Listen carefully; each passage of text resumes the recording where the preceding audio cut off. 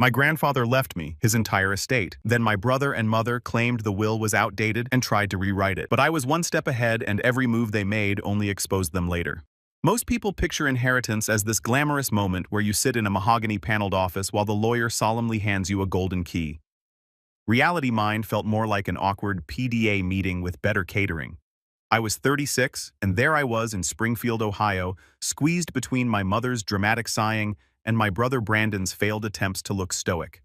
My grandfather Walt's lawyer, Mr. Clancy, who smelled faintly of menthol and old books, cleared his throat and read the will in a voice that could lull a toddler to sleep. To my grandson Lucas, who was the only one to show up when I was alive, I leave the entirety of my estate, real and liquid assets, including the family home at 211 Waverly Street, all investment accounts and remaining savings. My mother let out a choke noise like she just swallowed a bug. Brandon blinked, then scrolled his phone, no doubt trying to figure out whether you could PayPal someone a lawsuit. I didn't say anything. Not when Mr. Clancy offered me a polite nod. Not when my mother started hissing about fairness. And not when Brandon muttered that he had plans for this house. Because deep down, I knew Grandpa hadn't left me the house to make me rich. He left it to me because I was the one who sat with him when his knees went bad, who mowed the lawn when Brandon was too busy launching a startup, and who actually asked him how he was doing instead of what he could give us. And because I knew exactly what kind of entitled nonsense was about to rain down, I spent the next month quietly preparing. First, I hired Miss Vega, an estate attorney so sharp she could have sliced bread just by looking at it. She walked me through setting up an irrevocable trust to hold the property and all assets. Irrevocable meant permanent, like a tattoo you couldn't laser off. Then I transferred the house's utilities, taxes, and insurance into a shell LLC. I named Birch and Brick Holdings. I would have preferred something spicier like Not Yours Brandon LLC, but Miss Vega insisted professionalism mattered. Finally, I stashed the original deed, Grandpa's handwritten cautions, and every supporting document into a safe deposit box where they'd be safe from any sudden accidental document disappearances. I didn't post about it. I didn't tell any of my cousins, even the ones I actually liked. I didn't even tell my coworker Tanya, who knew every detail of my life right down to what I packed for lunch. Instead, I smiled politely when my mother said things like, "We'll figure out a way to split this like a family." And when Brandon bragged on Facebook about a big new chapter coming soon, let them think I was the same old Lucas. Let them believe I hadn't done a damn thing to protect what Grandpa left me. Because sometimes the best move isn't fighting back right away. Sometimes it's sitting quietly and waiting for the moment you can show them you were 3 steps ahead the whole time. You could almost chart the phases of my family's denial like stages of grief. First came minimizing. A week after the will was read, my mom started texting me little pearls of passive aggression. "I just hope you remember that houses are a lot of work, sweetheart. Grandpa probably didn't realize how much property taxes have gone up. If you need help managing things, you know Brandon has experience." Experience. Brandon once tried to flip a rental property and ended up with a restraining order from the HOA because he thought curb appeal meant painting the porch neon green. Then came planting seeds. Brandon started posting vague nonsense on Facebook. "Big changes coming soon. Can't wait to share. Sometimes what's meant for you finds its way home." He accompanied these captions with photos of random McMansions he pulled off Zillow. You'd think he was about to become the next Chip Gaines. Meanwhile, Mom doubled down. Over brunch with our Aunt Carol, who immediately called me, she apparently said, "It's just unfair." Walt never meant for Lucas to have everything. He always said family was about sharing. Yes, Grandpa also said that if Brandon ever got off his butt, he might actually accomplish something. Funny how she left that part out. I didn't reply to any of it, not the texts, not the calls, not the carefully scripted voicemails about doing the right thing. Instead, I spent my evenings in the big front room with the stained glass window sorting through old boxes of Grandpa's papers. Some nights I'd find old receipts from the 1970s. Other nights there'd be letters he'd written but never sent, like the one to my dad about how disappointed he was in how they treated me. I'll be honest, I didn't know what to do with the hurt. It wasn't a shock exactly, just confirmation. That's the thing about being the kid everyone expects to roll over. The moment you don't, they start acting like you changed. But nothing about me had changed. I was still Lucas, still the grandson who showed up. They were just realizing I wasn't going to pretend anymore. One evening, while I was reorganizing the upstairs study, I heard my phone buzz. A text from Brandon. No greeting, just a single sentence. "Hope you're making the most of the house while you can." I set the phone down. I wasn't going to bite. Not yet. Let them think I was oblivious. Let them think I hadn't planned for exactly this. It was almost funny how predictable it all was. Almost. It was a Thursday afternoon in late October when the inevitable showdown finally arrived. I'd been in the backyard all morning wearing Grandpa's ancient canvas work gloves and fighting the world's most stubborn blackberry bramble that had taken over the fence line. The sun was out, the air smelled like damp leaves and the faintest whiff of my neighbor's questionable lawn fertilizer. For a few minutes, life felt almost normal. Then I heard the unmistakable crunch of tires on the gravel drive. I turned and saw my mother's silver Buick easing in like a hearse arriving for a very petty funeral. Behind her, Brandon's black Escalade rolled to a stop. The man was apparently determined to look like a wannabe real estate mogul, even on a Thursday. I stood there holding a pair of garden shears, dirt smudged across my cheek, fully prepared for whatever fresh nonsense they were about to deliver. They didn't disappoint. Brandon got out first wearing aviators and an expression of smug triumph. He strode up the path like he was about to film a car commercial. Mom followed, clutching a manila envelope to her chest like it was a holy relic. "Lucas," she began in that tone she reserved for when she thought I was about to embarrass the family. "We need to discuss some developments." "Afternoon?" I said. I made no move to set down the shears. Brandon took over, gesturing with the flourish of a man who practiced this in the mirror. "We've consulted with an attorney," he announced after reviewing Grandpa's will. "It's clear the document is outdated. He signed it before several amendments were filed. So legally, the title to this house should have passed jointly." I raised an eyebrow. "Jointly with me," he clarified as if I were the slow one. "Mom is a witness, so we've submitted a claim to have the title corrected. Effective immediately." He handed me a stack of papers, single-sided printouts with formatting that looked suspiciously like a Word template. Mom chimed in helpfully. "We're giving you a week to move your things. Brandon will be taking over stewardship of the property." I flipped through the pages. No court stamp, no judge's signature, no filing receipt, just a lot of legalish words and a half-blank form at the back. "Stewardship," I repeated. "That's what we're calling this." Brandon nodded solemnly. "We prefer not to involve law enforcement." I almost laughed. The only thing missing was a wax seal and a proclamation in Old English. "Guys," I said, "this isn't how any of this works." Mom's lips thinned. "Don't be difficult. You've never owned property. It's complicated." I glanced down at my dirt-stained jeans, the pun blackberry branches at my feet, and back at their little delegation. "Well," I said calmly. "Lucky for me, I planned for complicated." Brandon tilted his head like a dog hearing a high-pitched noise. "What's that supposed to mean?" "It means I said you have no legal authority here. If you want me out, you can file your claim with the probate court. But until a judge issues an order, you have no standing." "None," he scalded. "Well, see. You will," I agreed. Probably when the clerk files this under Brandon's ears turned bright pink. He looked at Mom for backup, but she was too busy pretending to read the front porch light fixture to meet my eye. "You have until Friday," he said stiffly. "Sure," I said. "And after that, you're welcome to come back with your sheriff's escort. Just bring real paperwork next time." Brandon's jaw clenched like he was grinding gravel. They stood there another moment, no doubt hoping I'd crack. I didn't. Eventually, Mom made a brittle little sigh and turned back toward her car. As they pulled away, I waved with the garden shears. It wasn't my most mature moment, but it felt spectacular. Inside, I set their stack of bogus paperwork on the kitchen counter and called Miss Vega. "You were right," I said when she picked up. "They came with legal documents." I could hear her smile over the phone. "I told you," she said. "The moment you stopped being convenient, they'd start acting like you were the villain." I looked around the old house, sunlight streaming through the stained glass window, the cabinets Grandpa built himself, the floorboards he refused to replace because they had character. I'd been underestimated my whole life, but I wasn't about to start rolling over now. If there was one thing I'd learned about my family, it was this. When polite manipulation failed, they'd escalate to outright theatrics. So I wasn't particularly surprised when 3 days later, they came back this time with backup. It was a chilly Monday morning. I just made coffee and was standing in the living room flipping through one of Grandpa's old field journals, which he'd filled with notes like, "Never trust a man who says he's too busy to call his mother." Irony, I thought. That's when I saw them. Brandon's Escalade parked in the driveway, Mom's Buick, and a third vehicle I didn't recognize, a white cargo van idling by the curb. I set the mug down and watched through the stained glass window as Brandon emerged wearing a smug grin that could have gotten him punched in any reputable neighborhood. Mom trailed behind carrying a clipboard, and behind them 2 men stepped out of the van. One was tall and barrel-chested, the other shorter and clearly annoyed to be there at 9 a.m. Brandon waved at the house like he was greeting paparazzi. "Lucas," he called. "Open up, please." I didn't. Instead, I cracked the front door just enough to hear him. "These are inspectors," he announced. "We're here to do an occupancy assessment before transfer of ownership." The shorter man squinted up at me. "You the current resident?" I sighed. "What company are you with?" He flipped open a cheap folder.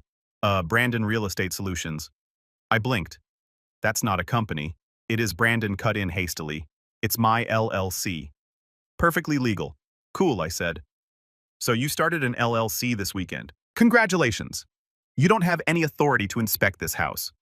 Mom stepped closer, voice syrupy and poisonous. "Lucas, don't be childish. This will all go smoother if you cooperate. We can settle this without the courts." The shorter inspector shifted uncomfortably. "We were told there was a signed court order." "Yeah," I said. "You were lied to." Barrel Chest finally spoke up, sounding tired. "Look, we don't want any trouble. Can we see the paperwork?" I smiled sweetly. "Sure, hold on." I shut the door. Locked? It walked to the kitchen.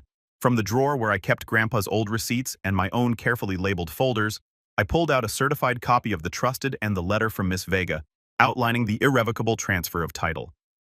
I returned to the doorway and stepped out onto the porch, letting the cold air hit me like a reset button. "This," I said, holding up the documents, "is a certified record of the trust filed and notarized. This house is owned by Birch and Brick Holdings, LLC. That's my entity, not his." Brandon's smile wobbled. "Lucas, come on." I kept going.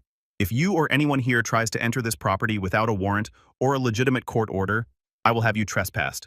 And just so we're clear, attempting to record a fraudulent title change is a felony. So if you'd like to test that theory, please be my guest." Barrel Chest glanced at the shorter man, then back at me. "We're leaving," he muttered. He walked off without another word. Mom sputtered, "This is absurd. We are family." "Yeah," I said, "and you should have remembered that before you tried to steal the house Grandpa left me." Brandon tried one last time. "Lucas, you're making a huge mistake." I looked him dead in the eye. "No," I said. "I'm correcting decades of them." Then I turned, went back inside, and locked the door behind me. Through the front window, I watched them argue in the driveway for a few minutes before finally getting back in their cars. I waited until they were gone, then exhaled. For the first time in my life, I didn't feel like the weakest link in my family. I felt like the only one who remembered what integrity was. I should have known they wouldn't stop after one failed porch ambush. 3 days later, I got a manila envelope delivered by certified mail. No return address, but I didn't need a psychic to guess where it came from. I set it on the kitchen table and stared at it for a full 10 minutes before finally slicing it open with Grandpa's old pocket knife, the one he used to carry clipped to his belt. Inside was a formal letter on letterhead so cheap it looked like it had been printed at a strip mall UPS store. Read demand for settlement. "Dear Mr. Lucas Hale, our client, Miss Patricia Hale, hereby demands payment of $150,000 to compensate for emotional distress caused by your unilateral occupation of the family residence. Immediate transfer of joint ownership of 211 Waverly Street to Ms. Hale, a monthly stipend to be negotiated in good faith for the maintenance of the property and her future care. Failure to respond within 10 business days will result in further legal action." I read it 3 times, then laughed so hard I startled myself. A statement. They were acting like I'd stolen their vacation timeshare, not the house I'd spent the last year maintaining while they were too busy to visit Grandpa in hospice. I set the letter down, made myself a sandwich, and called Miss Vega. When she picked up, I read her the demands verbatim. She made a sound that can only be described as a lawyerly snort. "Do you want me to respond?" she asked. "Or would you rather let them flail for a bit longer?" "Let them flail," I said, feeling something almost like relief. And flail they did. The next day, my cousin Andrea called out of the blue. We hadn't spoken since I was 17, and she told me I'd never get anywhere being such a doormat. "Hey, Lucas," she drawled, her tone syrupy enough to rot teeth. "So Mom told me there's been some drama. Just wanted you to know we're all really worried about you." "Worried about me?" I echoed. "Yeah, it's just people are saying you manipulated Grandpa, that he wasn't of sound mind when he did all this." "Ah, there it was. The smear campaign." "Funny," I said, because he seemed very lucid when he asked me to take over his accounts and showed me exactly where the documents were. There was a pause. She cleared her throat. "Well, just know everyone's talking about it. Maybe you should consider, making peace." Translation. Give them what they want before they decide to publicly crucify you. After I hung up, I sat in the kitchen staring at the envelope again. For a second, just a second, I felt that old familiar guilt, the kind I'd been raised on. But this time, it didn't stick. Because guilt only works if you secretly believe you did something wrong. I hadn't. That evening, my phone buzzed again. A text from my cousin Megan, who I actually liked. "Hey, just so you know, your mom's been calling everyone saying you threatened to evict her. She's telling people you forged the will. I'm sorry. She asked me to post about it, but I wouldn't. Check your email." I sent screenshots. I opened my inbox. Sure enough, there were photos of messages Mom had sent to half the family. "Lucas is unstable. He pressured Walt into cutting us out. He threatened to throw me out on the street. None of it true. Not one word." I closed my laptop and leaned back in my chair. It wasn't about the house anymore. It was about control, about rewriting the story so they could keep believing I was the problem, but they could smear me all they wanted. I knew who I was, and I was done letting them write my ending. I've always been the quiet one, the good sport, the one who let things slide. But as I sat there at the kitchen table, my phone buzzing with half-baked threats and cheap attempts at rewriting history, something in me finally snapped. I opened my laptop and pulled up the shared folder Miss Vega had set up. Inside was everything I needed. The certified trust documents, proving the property was mine, the notarized will and Grandpa's own steady handwriting. The receipt showing the title had been transferred months before he passed. Screenshots of Brandon's triumphant Facebook posts. "Big plans coming soon. Watch this space." Manifesting ownership energy. I still didn't know what that meant. I added Megan's screenshots of my mother's text messages highlighting every lie she told about me line by line until I had enough to bury their entire narrative in black and white evidence. When the folder was complete, I drafted a letter. Not an angry one, not a rant, just a calm, precise explanation of the facts. "Dear family, I'm writing to clear up any confusion regarding Grandpa Walt's estate. Contrary to rumors, Grandpa signed his will voluntarily with full capacity and had it witnessed by his attorney and a notary public. All relevant documents are attached, including the trust transfer and the property deed. Any further claims that I forged these documents are not only false, but defamatory. I will not be engaging in additional speculation or gossip. If you wish to dispute the will, you may do so through the appropriate legal channels. Until then, please consider this my final statement on the matter. Lucas." I attached the entire folder, CC every relative I had an email for, and hit send. Then I closed my laptop, took a deep breath, and went for a walk. It was late afternoon, the October lights slanting through the trees Grandpa had planted with his own hands. 2 maples and a skinny dogwood he used to joke was the brunt of the litter. I walked along the cracked flagstone path, past the rusted garden bench where I used to sit with Grandpa on summer evenings. I could almost hear him in the wind, saying the same thing he always did whenever the family drama got too loud. "You don't have to let them take pieces of you just because you share a name." I stood there a long time letting that truth sink in. For once I didn't feel small. I didn't feel like the boy they'd underestimated or the man they'd hoped to corner. I felt solid. When I got back, the house was bathed in warm lamplight. The stained glass window glowed amber and blue, casting soft patterns on the floorboards. The old place felt like it was breathing with me. Quiet, unbothered, finally mine. I made tea and sat by the window while my inbox flooded. Some replies were predictably awful. My Aunt Teresa had written a novel accusing me of tearing the family apart for selfish gain. This from a woman who once stole a fur coat from her own sister, but others were different. "Lucas, I'm so sorry. I didn't realize how much you were dealing with. Thank you for clarifying. I wish people would just be honest. I respect how you handled this. Please let me know if you need anything." Reading those messages felt strange, like finally being seen after years of being wallpaper. It wasn't a universal redemption, but it was enough. And when Mom tried calling that night 3 times, I didn't answer. Instead, I forwarded the calls to Miss Vega's office. The next morning, Miss Vega emailed me a short note. "You did exactly the right thing. You've shown them you're not afraid, and you have nothing to hide. If they continue, we'll be ready." Brandon, of course, couldn't help himself. He posted a thinly veiled rant on Facebook. It's always the quiet ones you have to watch out for. Family is supposed to share, not hoard, but truth always wins. I screenshotted it, saved it in the evidence folder, and didn't respond because the truth had already won. And no amount of hashtags was going to change that. If there was one thing Brandon prided himself on, it was his so-called career. He'd spent the last few years telling anyone who'd listen that he was an acquisitions consultant, which was fancy talk for licensed real estate agent who hadn't closed a sale in months. I knew he was reckless, but even I underestimated how far he'd take it. It was a Tuesday morning when I got an email from Miss Vega titled, "Simply Urgent Unauthorized Filing." I clicked it and felt my pulse thump in my throat. Attached was a scanned document Brandon had tried to file with the county recorder's office, a claim of corrected title transferring ownership from Birch and Brick Holdings to himself. He'd actually forged a line at the bottom, signing Grandpa's name as Walter Hale. Never mind, Grandpa never used the middle initial. He hadn't even spelled irrevocable correctly in the description. Miss Vega's note was short. "This is attempted fraud. I've notified the county clerk and will file a formal complaint. Let me know if you'd like to escalate further." I set my laptop aside and rubbed my forehead, feeling that blend of fury and disbelief only family can inspire. 10 minutes later, I called Miss Vega back. "I want to do this by the book," I said. "I don't want revenge. I just want it documented so no one can say I overreacted." "Understood," she said. "I'll draft the complaint to the Real Estate Licensing Board." That evening, I couldn't sleep. I kept thinking about all the times I'd sat through Brandon's condescending lectures over Thanksgiving. Him bragging about his contacts and brand building, smirking whenever someone asked me how my nonprofit job was going. All that arrogance, and for what? I pulled up the complaint form Miss Vega had sent me. It was 8 pages long, requiring meticulous detail. I filled it out line by line.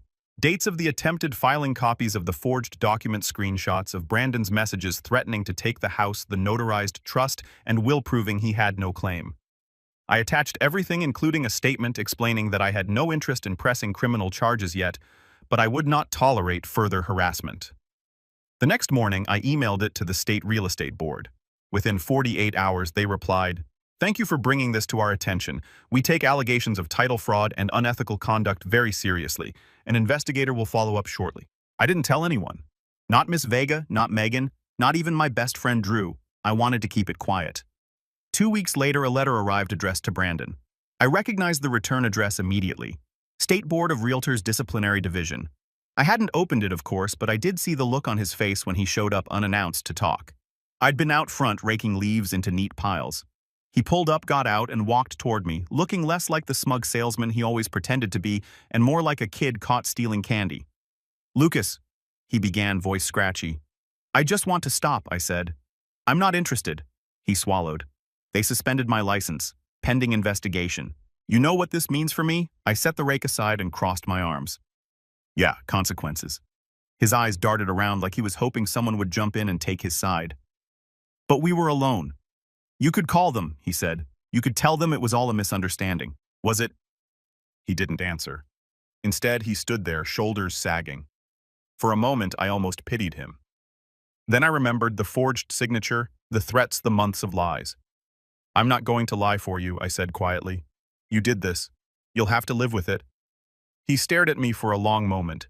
No rage this time, just a flicker of something that looked almost like shame. Then he turned, walked back to his car, and drove away. I watched until his taillights disappeared. Later that night, Ms. Vega called to confirm the state board had opened a formal inquiry.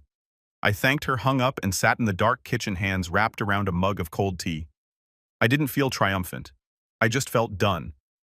Done being the designated scapegoat. Done pretending this was normal.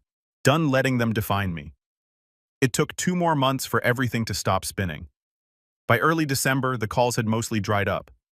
The letters trickled to a halt. Even Brandon's pitiful attempts at online sympathy fizzled out when it became obvious no one was buying his story. Then, one frosty Tuesday morning, I got a certified letter from my mother's lawyer. The envelope was thinner this time, just a single page on that same flimsy letterhead. Re-withdrawal of claims.